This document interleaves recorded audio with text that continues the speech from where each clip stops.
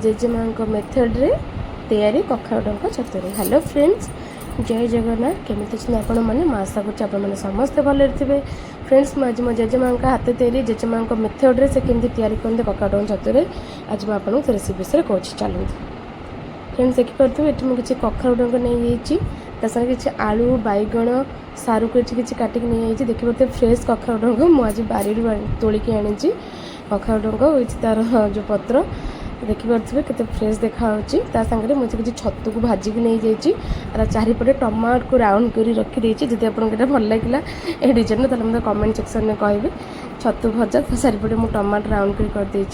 अच्छा, ता सागर आमर ये मुझे सोरिष बाटिक नहीं जाइए सोरिष जीरा रसुण कंचा लंका आपको ग्राइंडिंग करके नहीं जाइए आगुआ मुझे बाटी देती जेहतु मोर रायटा कर अच्छी तो मुझे आगुआ बाटिक रखी सोरिष जीरा रसुण कंचा लंका तापर ये मुझे किसी बड़ी को ये भाजिक नहीं जाइए जोटा कि आम राई रे बहुत हेल्पफुल हुए बड़ीटा बड़ी ता फ्लेवर ता टेस्ट अलग थाए तो ये मो बड़ी की भी भाजिक नहीं जाइए आपण मैंने देखिपे तो ये भल भाव आउ थे सामग्री देखी था छतु भजा सोरष बटा ता सागर आमर कखारु डंक आलू बैगण सर बर्तमान आम सामग्री रेडी। चलते पैन बसवा तेल फुटण पकेबा। देखो फ्रेंड्स, बर्तमान पैन बसई सारी तेल फुटण सागर टमाटो जो काटिक रखी भी पकई देती भल भाव में भाजीदेवा। चलतु देखो फ्रेंड्स, आपको भल भाव में टमाटो को भाजी सारे।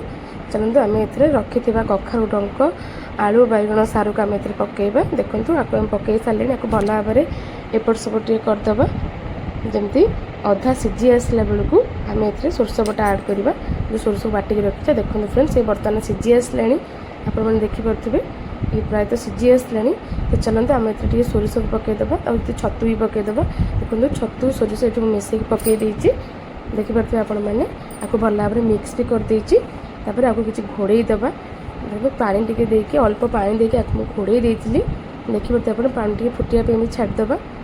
तो पानी ये देखो तो टिके धीरे धीरे फुटी आसला सागर मुझे बड़ी की भी पकईदेली देखिपे फ्रेंड्स बड़ी की पकईदे ये बड़ी की बढ़िया भी देखा जामर। देखो आम ये भल भाव में फुटी आसला देखिपे फ्रेंड्स ये बर्तमान बहुत भल भाव में फुटी आसला या 2 से 3 मिनट आम छाड़ीदेवा।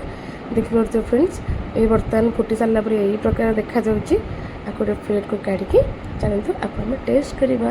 तो ये होगा मो जेजेमा हाथ तैयारी कखारु डंक छतुरे। यहाँ बहुत देसी रोसईटा कहते आप घर भी ट्राए करेंगे। तो please like share and comment subscribe my YouTube channel. Thank you so much.